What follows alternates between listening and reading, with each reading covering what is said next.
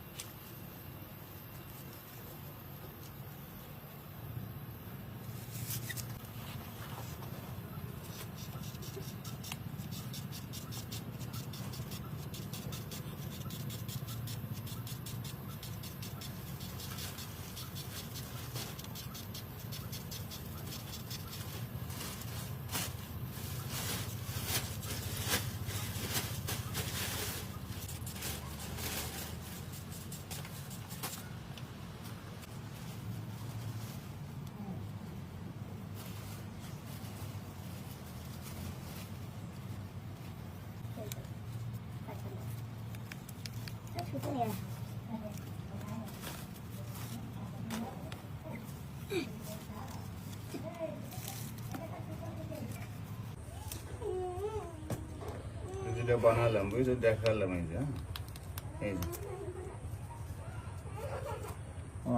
ফুল হয়ে গেল ওইটা। হ্যাঁ, ওই যে দেখালাম, এই যেগুলো ঠিক আছে, এটা কমপ্লিট করে দেখাই দিলাম একবারে, বুঝছো? এখন এটা রং করলে কালার হবে, সব কিছু হবে।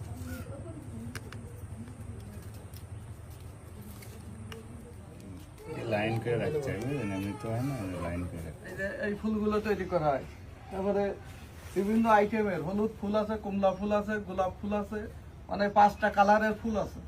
সাদা আছে, এই যে সাদা, তারপরে এই যে কদম, এগুলো হাতে বাঁধে গলায় পরে বিভিন্ন রকম ব্যবহার করা হয়। সোলার মালা বিভিন্ন কাজে ব্যবহার হয়, ছবিতে, বিয়েতে, বিভিন্ন।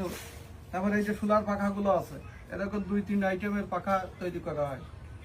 আসলে এটাও নাকি শোলা দিয়ে তৈরি করা। এই পাখিও কি শোলা দিয়ে তৈরি করা?